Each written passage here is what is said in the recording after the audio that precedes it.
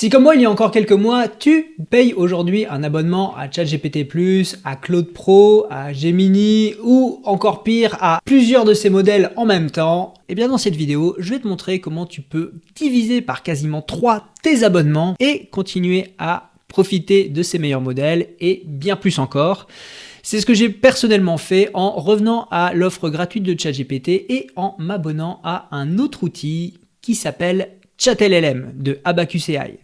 Ce ChatLLM, c'est un service d'IA qui permet avec un seul abonnement à 10$ par mois, donc à peu près 8 €, d'accéder à tous les meilleurs modèles de chaque opérateur principal de l'IA et également les meilleurs modèles d'images. Par exemple, le nouveau Nano Banana Pro qui fait beaucoup parler de lui, qui permet de faire de superbes images, est accessible sur ChatLLM. Donc tu vois qu'avec un seul abonnement, tu as accès à énormément de modèles, ce qui te fait économiser déjà sur ton abonnement, mais te permet également d'avoir de meilleurs résultats car en travaillant avec les modèles spécialisés, par exemple pour du code ou de la rédaction, eh bien tu auras des meilleures réponses que si tu travailles avec un GPT qui, malgré ses points forts, ne sera pas aussi bon, en tout cas aujourd'hui. Si ce type de produit t'intéresse, tu as peut-être également déjà entendu parler de Mammouth AI, un produit français qui donne accès également aux meilleurs modèles IA du moment, le tout pour un abonnement à 10 € par mois. J'ai eu l'occasion de le tester rapidement et je préfère ChatLLM pour plusieurs raisons dont je te parlerai dans cette vidéo. Donc si ça t'intéresse, reste bien jusqu'à la fin de la vidéo. Et sur ce, je passe à l'interface de ChatLLM qui de premier abord va te sembler familière. Tu as ici ta barre de chat avec différentes options que tu peux utiliser pour tes requêtes. À gauche, tu as ta barre d'historique avec tes anciennes conversations. Jusqu'ici, tout va bien, on est en terrain conquis, mais ChatLLM va être bien plus puissant et va parfois aller loin, très loin, car il s'adresse également aux développeurs qui créent des applications avec l'IA. Donc, je n'aborderai pas cette partie dans cette vidéo, je vais rester sur les fonctionnalités fondamentales, celles que tu veux utiliser tous les jours si tu viens d'un ChatGPT par exemple. Donc, je vais lui faire une simple requête. Écris-moi un post LinkedIn qui parle des avantages de ChatLLM. Maintenant, cette requête, je peux l'envoyer à un certain nombre de modèles que je peux choisir en haut ici à travers ce menu. Donc, j'ai accès à une liste qui me permet de choisir n'importe lequel des modèles du moment. Donc, cette liste est assez importante. Tu peux également utiliser ici le menu de recherche pour aller chercher par exemple Opus 4.5, le tout nouveau modèle d'Anthropic. Mais la fonctionnalité que je trouve vraiment géniale et que tu ne retrouves pas forcément ailleurs, c'est RouteLLM ici, qui est un routeur interne à ChatLLM qui va, en fonction de la requête qui est faite, choisir le meilleur modèle pour nous dans la liste des modèles disponibles. Donc c'est super car dans la majorité des cas, ça te permettra sans avoir à faire de choix d'obtenir une réponse vraiment optimisée par rapport à ton besoin. Donc ici, on va voir ce qu'il va choisir. Donc là, RouteLLM est en train de choisir et il a choisi GPT 5.1 pour écrire ce post LinkedIn. Donc voilà, il m'écrit un post LinkedIn. À l'issue de cette rédaction, j'ai accès ici à un menu bien pratique qui me permet, si je ne suis pas satisfait de la génération, de régénérer le texte en utilisant cette fois-ci Claude Sonnet 4.5 ou Gemini 3 Pro ou Grok 4.1 Fast. Donc ici, ChatLLM a choisi des modèles spécialisés dans la rédaction, ce qui me fait gagner du temps. Je peux dire par exemple, ça me plaît pas, je veux utiliser Claude 4.5 Sonnet et ChatLLM va régénérer cette fois-ci avec Claude Sonnet 4.5 un post LinkedIn. Donc on peut voir ici la différence, le format n'est pas le même, l'écriture n'est pas la même. Bref, ça ressemble peut-être d'ailleurs plus à un post LinkedIn. Et à partir de ce moment-là, je peux, si je le souhaite, revenir à la première génération ou revenir à la deuxième. Bref, c'est très pratique et c'est intégré au sein de la même conversation, comme tu en as l'habitude avec ChatGPT, alors que, en guise de comparaison, sur Mammouth AI, si tu poses la même question, tu vas devoir choisir parmi les modèles qui te sont proposés celui que tu veux utiliser. Donc tu peux personnaliser l'interface comme ça pour venir choisir le modèle que tu veux utiliser par défaut, mais il n'y a pas de routeur, c'est à toi de connaître les fonctionnalités et les possibilités de chacun des modèles.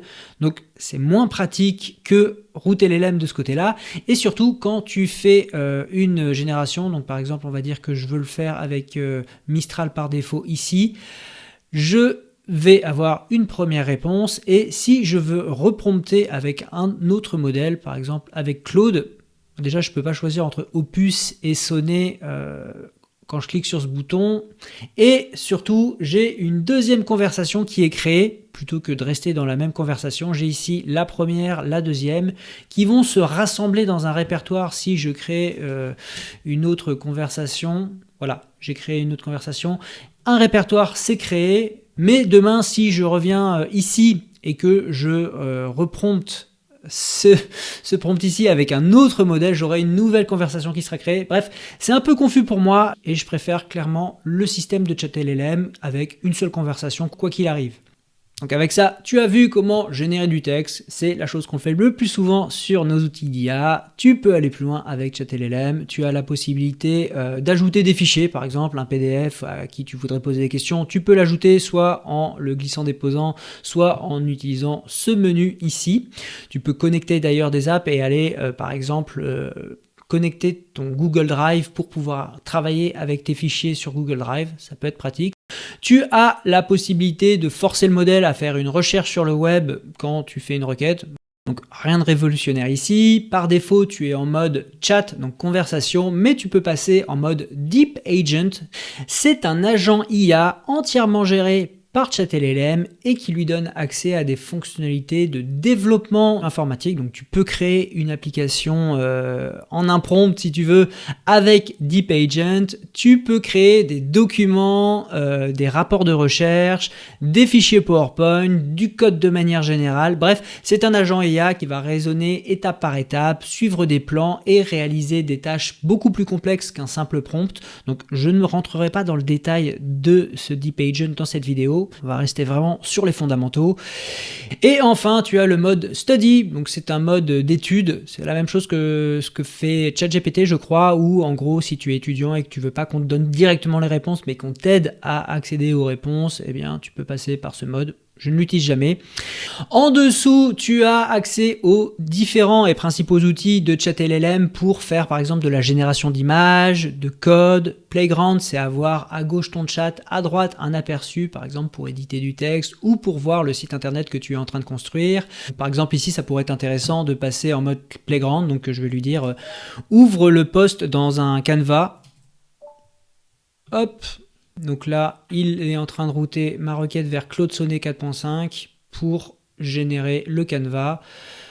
Et voilà, nous sommes en mode Playground avec à droite le texte qui a été généré par ChatLLM que je peux venir, si je le souhaite, copier soit en texte plein, soit au format Markdown. Et ça, c'est super pratique, notamment quand je travaille sur des prompts. J'aime bien les générer via le chat en mode Canva et aller chercher le Markdown, ce qui me permet d'avoir toutes les balises de titres, de mise en gras qui sont directement utilisables ensuite dans mes différents logiciels à côté, donc très pratique. Par contre, au niveau de l'édition, c'est censé fonctionner, mais dans les faits, ça ne fonctionne pas. C'est un peu rempli de bugs à l'heure actuelle en tout cas. Donc par exemple, si je viens ici éditer le texte, on a l'impression que ça fonctionne, mais le texte disparaît. Bref, tu ne peux pas utiliser à l'heure actuelle cette fonctionnalité pour faire de la rédaction comme tu le ferais avec ChatGPT, qui reste pour moi le meilleur sur ce sujet. Donc la fonctionnalité de Playground te permet de voir un aperçu de ce que génère le chat, mais pas forcément de l'éditer, en tout cas à l'heure actuelle. Si je reviens sur notre chat ici, je peux te montrer comment générer une image. Donc pour ça, je vais demander à notre conversation ici de rédiger un prompt pour Nano Banana Pro par exemple. Rédige un prompt pour illustrer le post pour le modèle Nano Banana Pro. Hop.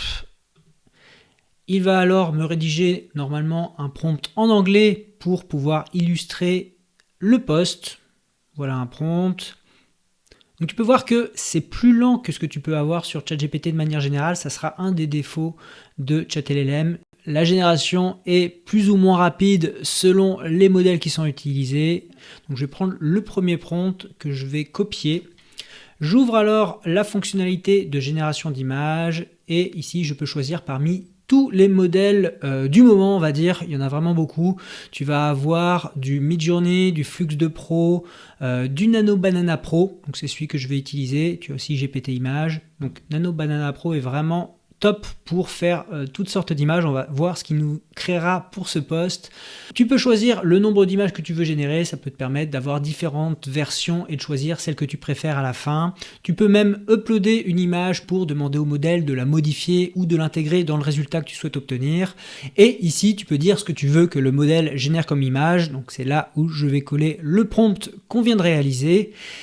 Ensuite, tu as la possibilité à cet endroit-là de laisser ChatLLM améliorer ton prompt. Ici, je vais décocher l'option car j'ai déjà fait un prompt qui est censé être optimisé.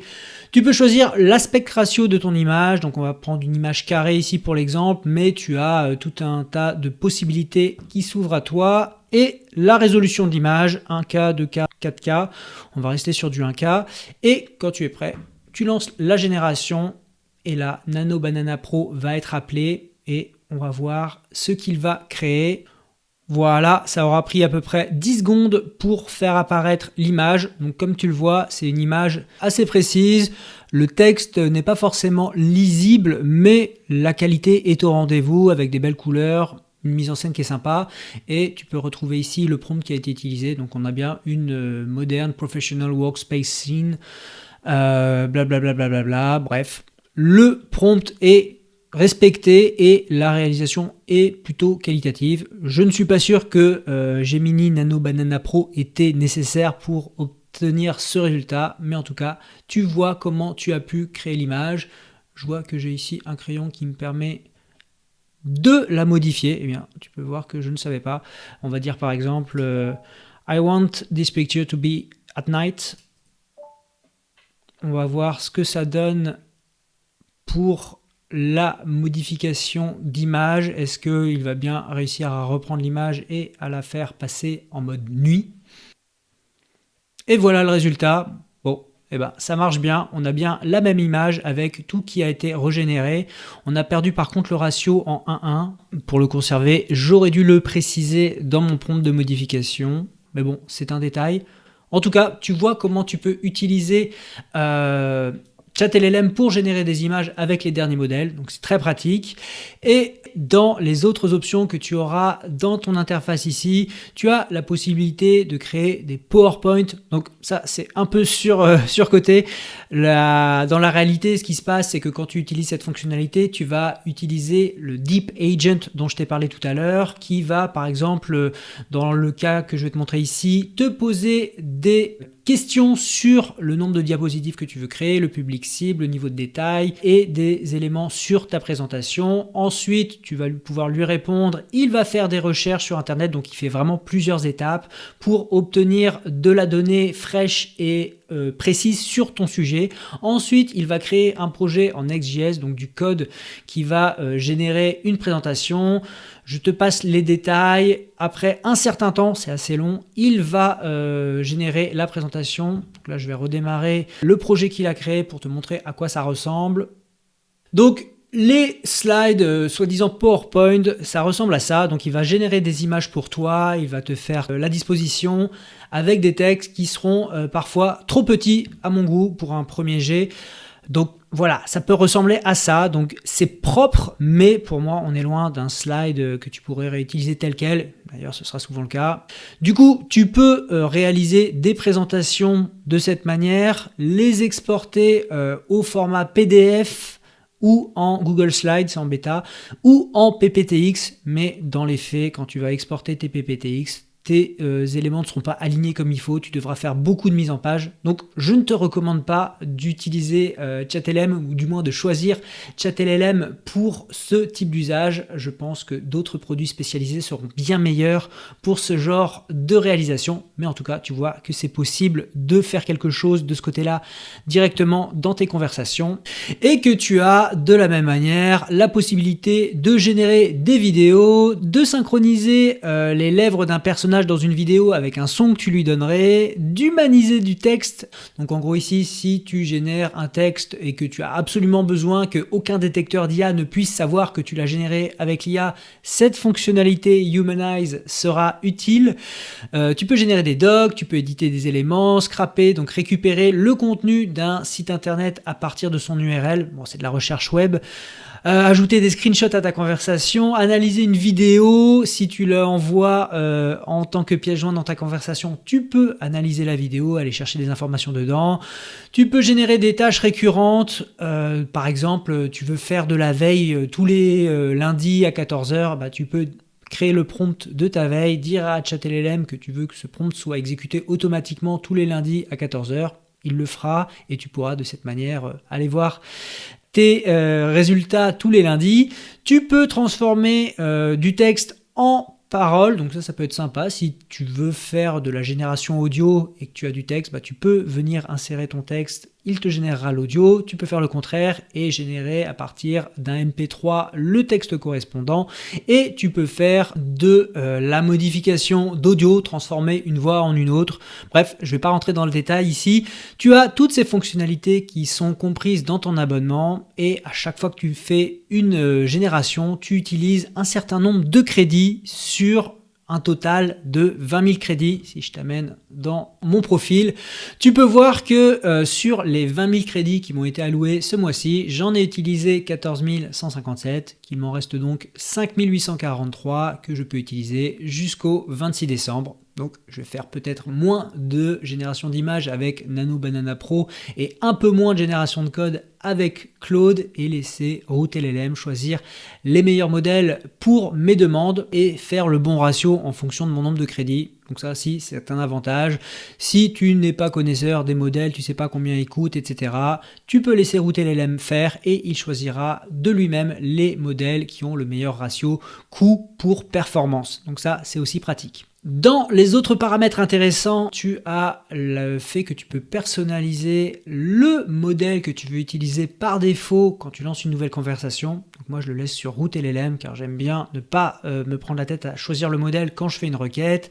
Tu peux ajouter des custom instructions, tout comme tu le fais sur ChatGPT, donc spécifier ton profil, le style de réponse que tu veux obtenir de la part de ChatLLM. Si ces éléments t'intéressent et que tu n'as jamais expérimenté ce genre de choses, sache que j'ai une formation dédiée pour te lancer dans l'IA et apprendre à générer ce type de paramètres pour qu'il s'adapte spécifiquement à ton profil, et apprendre tout un tas d'autres choses. Donc n'hésite pas à les regarder, je te mettrai un lien dans la description. Tu as également la possibilité d'activer ou de désactiver certaines fonctionnalités. Par défaut, je les laisse toutes activées. Et le dernier élément que j'aimerais te montrer pour vraiment que tu aies une bonne vision de ce que te permet ChatLLM, c'est ce que ChatLLM appelle des projets. Ce sera exactement la même chose que ce que tu as sur ChatGPT, à savoir la possibilité de créer des répertoires spécialisés pour classer tes conversations et ajouter des instructions ou des documents particuliers. Donc par exemple, imaginons que j'ai besoin d'un projet pour gérer tout mon marketing. Donc je veux avoir un répertoire marketing avec certains éléments, certaines instructions. Je crée le projet marketing ici, dans lequel je peux venir ajouter des instructions. Par exemple, rédige toutes tes réponses en anglais pour mon contexte d'entreprise qui est le suivant. Et là, tu rajoutes les éléments qui t'intéressent, que tu veux que l'IA ait dans ces instructions à chaque fois que tu lances une conversation.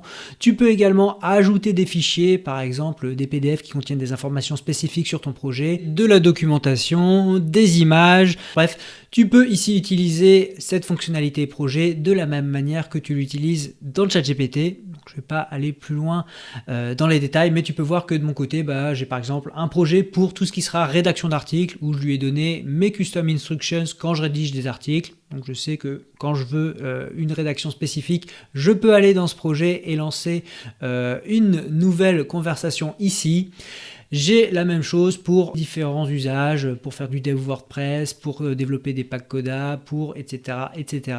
J'aime beaucoup cette fonctionnalité projet et pour moi, elle remplace clairement ce qu'on appelle les chatbots spécialisés, les bots, les GPTs sur ChatGPT, bref, tous ces éléments où tu dois donner un prompt et des documents pour avoir un résultat spécifique, tu peux le faire avec les projets sur ChatLLM et je trouve ça vraiment pratique au quotidien. En guise de comparaison, Mammut AI possède également cette fonctionnalité de projet qu'ils appellent les mammouths, où tu peux faire la même chose, donner des instructions à ton mammouth, lui ajouter des documents, bref. Ça ressemble énormément à ce que tu peux avoir sur ChatLLM.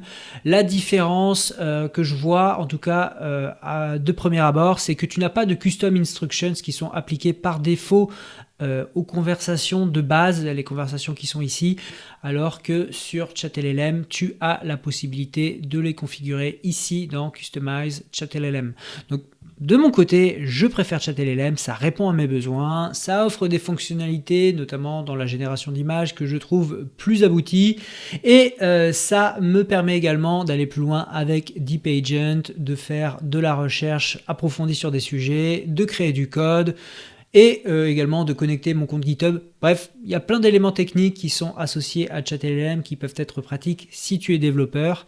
Et dans le côté non développeur, j'apprécie le fait d'avoir une application iPhone qui me permet de discuter en mode vocal avec l'IA. C'est quelque chose que je voulais absolument avoir en quittant ChatGPT.